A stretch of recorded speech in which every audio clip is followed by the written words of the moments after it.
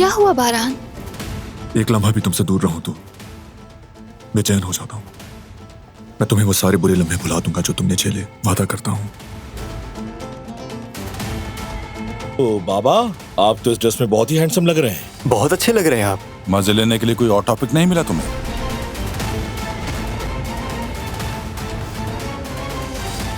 पिछले दिनों होने वाले वाकयात की वजह से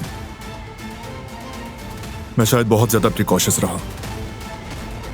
मैं ये भी नहीं चाहता कि खौफ हमें कैदी बना दे।